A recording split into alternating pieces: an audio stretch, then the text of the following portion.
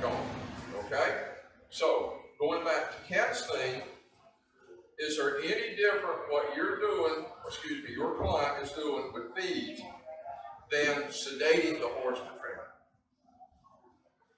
She blew through the drugs. Huh? She had the horse sedated with another ferret, and the horse blew through. Okay. I call it flowed through the. Okay. But in reality, there's no difference. Because you took the horse's attention away from you, put it on food, which is the same thing as sedating the horse. But the only difference with the food, it could be like, oh! Okay? So the horse has never had to focus on what's going on here. So the horse, we could say the horse zoned out while he was eating.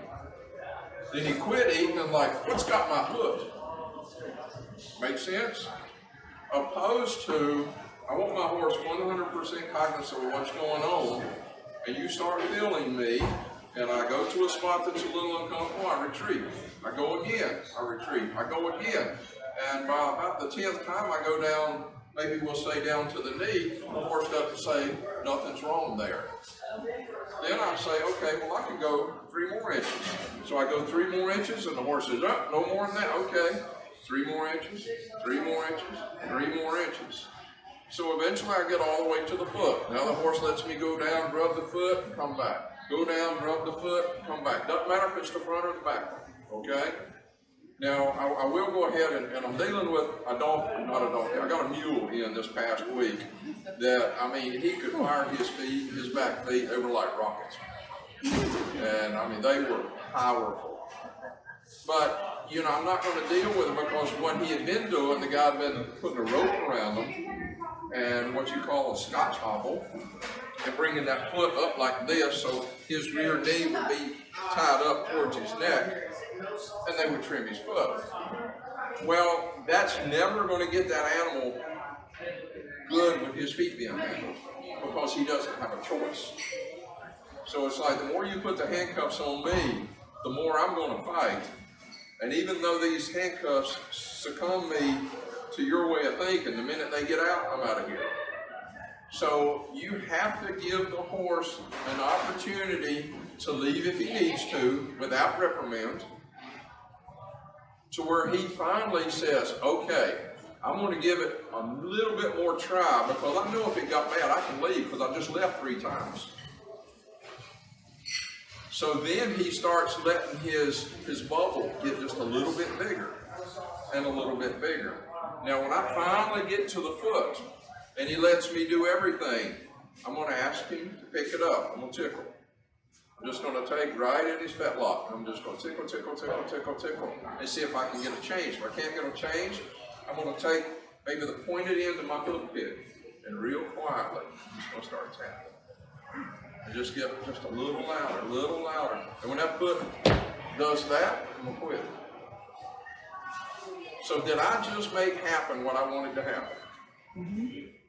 I got the foot picked up.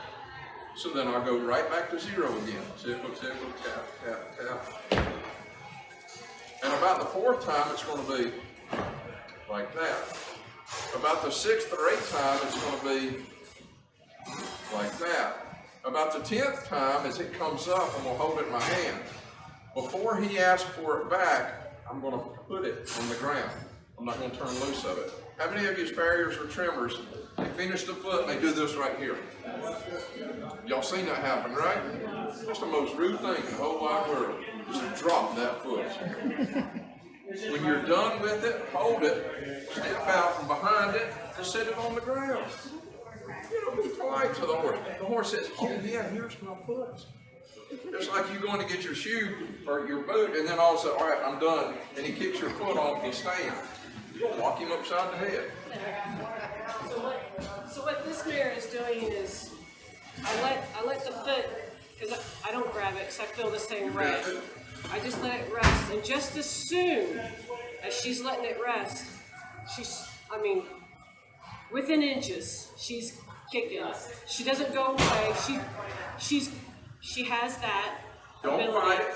Pick it right back up. Oh, okay. And pick it right back up. And you may Keep going. Just keep on and on. You're just letting her know, honey, if the stuff hits the fan, you can get away. Right. And you're letting her know that. And the more she understands that, the more she's going to trust you. But what has happened is the farrier, the male ego, that was probably at one time trimming her,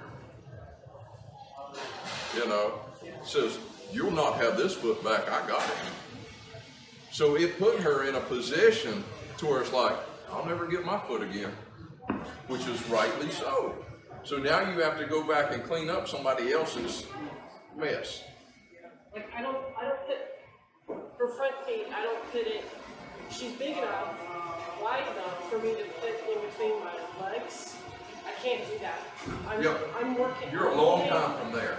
Yeah. But there'll be a time, you'll be surprised how fast it'll come, but there'll be a time that you have it. Now what I want you, while she's standing, I want you to be able to take your hand all the way down and totally encapsulate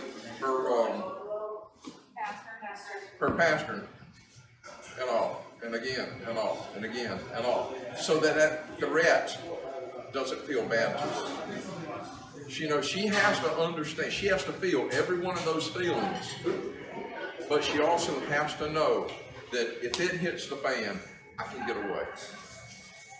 And it's not how far they run away, it's if she just gets her foot back, and then you ask for it again. You're just reassuring to her, honey, just try it. Just try it. Stick your foot in the water. I'm not going to push you. But here's the thing.